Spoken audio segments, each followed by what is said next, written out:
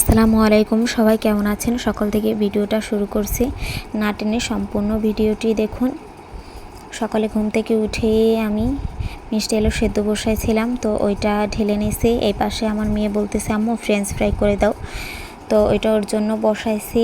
আম্মু সকালে বাজার থেকে দুধ আনছে, বলতেছে ইফতারিতে ডেজার্ট কিছু আইটেম করো।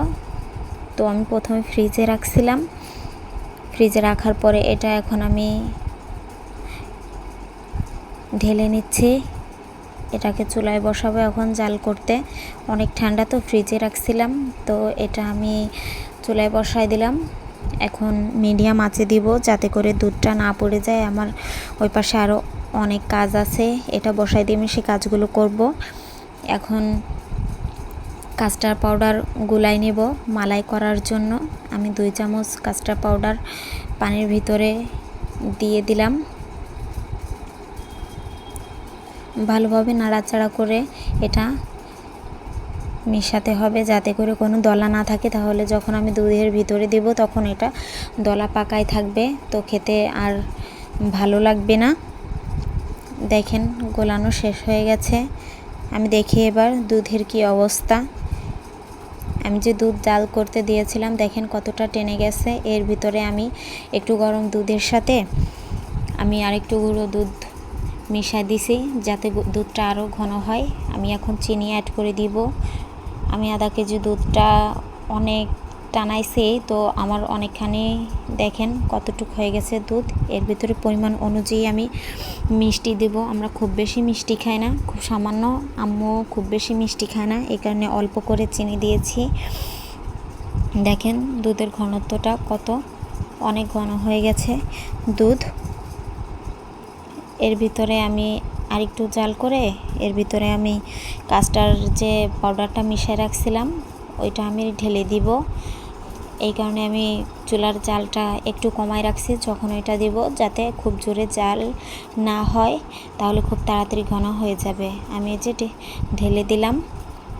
এখন নাড়াচাড়া করে আস্তে আস্তে আমি মেশাবো যাতে করে আমার মালাইটা খুব সুন্দরভাবে হয়ে যায়। দেখেন এই যে আস্তে আস্তে ঘন হয়ে যাবে। কালারও চলে আসতেছে, খুব সুন্দর একটা কালার হয়েছে, স্মেলটাও খুব সুন্দর হয়েছে। সকাল থেকেই আমি কোনো থালাবাটি ধুই নাই, রাখছি যে সব কাজ শেষে একবারে ধুবো। দেখেন আমার রান্নাঘরের কি অবস্থা। এই যে সব কাজ পড়ে আছে, এখন আমি এগুলো পরিষ্কার করে নিব। বাইরে অনেক রোদ আজকে। আমি অফ ক্যামেরায় আমার সব থালাবাটিগুলো ধুয়ে ফেলছি, বাট কিছুই জায়গায় রাখি নাই। তো এখন আমি থালবাটিগুলো জায়গায় রাখবো। এখানে থালাবাটিতে অনেক পানি থাকে, এই কারণে আমি ধুয়ে আগে ওইখানে রাখি, পরে দেন এইখানে সাজাই। তো এখন এখানে এনে আমি রাখতেছি। চলেন এখন কালো জিরা ভর্তা বানাবো। এই যে কালকে রোদে দিয়েছিলাম ছাদে, এই কালো জিরাটা নিয়ে আসছি। কালো জিরা এখন ভর্তা বানাবো আমি। আমার শিলপাটায় ভর্তা বানালে খুব ভাল লাগে, এই কারণে আমি শিলপাটায় ভর্তা বানাবো। রুমে এসে দেখি আমার মেয়ে যে নাজেহাল অবস্থা করে রাখছে, আর সকালে সেই ফ্রেঞ্চ ফ্রাইটা এখনও আমার মেয়ে খাচ্ছে, একদমই কিছু খেতে চায় না। আমার কালো জিরা ভর্তা বানানো ডান। দেখেন কত সুন্দর হয়েছে কালো জিরা ভর্তা। রোজার দিনে তো ভর্তা ভাজি এগুলো বেশ ভালো লাগে। আমাদের গাছের বেগুন এই যে এখন ভেজে নিচ্ছে আম্মু। আমি এখন একটু রুমে যাব। আমার মেয়ে ছোট, তাই ওকে আমার বারবার উঠে উঠে দেখতে হয়। আমি আমার বড় মেয়েকে বলছিলাম আম্মু তুমি তো একটু তোমার বোনের পাশে থাকতে পারো, ওর সাথে কথা বলতে পারো, আমি তো রান্নাঘরে কাজ করতেছি আম্মু। তো ও এসে আমার ছোট মেয়ের উপর শুয়ে পড়তেছে। আমি ওকে বলতেছি আম্মু তুমি ওঠো, তো আমি ওকে সরাই দিলাম। আমার ছোট মেয়ে খেলতেছে, বারবার আমার দিকে তাকাচ্ছে, আর ওকে বলতেছে আম্মু তুমি তোমার বোনের সাথে তোমার বোনের কাছে বসে বসে তুমি কথা বলবা। চলেন দেখি রান্নাঘরে বেগুনের কি অবস্থা। আম্মুর বেগুন ভাজা শেষ, আবারও আমি আমার মেয়ের কাছে আসলাম। এই যে আমার মেয়ে শুধু এদিক ওদিক চলে যায়, এই কারণে আমি দুই পাশে দুইটা বালিশ দিয়ে রাখছি। দেখেন কি করে, এদিক ওদিক চলে যায় শুধু। এখনই ভয় যে কখন না নিঃশ্বাস আটকে যায়। আর এই পাশে আমার বড় মেয়ে সারাক্ষণ মানে বিড়ালের বাচ্চা নিয়ে দুষ্টুমি করবে, খেলা করবে। আর বিছানার যে অবস্থা করছে, এটা আমি একটু পরে গোছাবো রান্নাঘরের কিছু কাজ শেষ করে, না হলেও বারবারই এগুলো করতে থাকবে সারাদিন।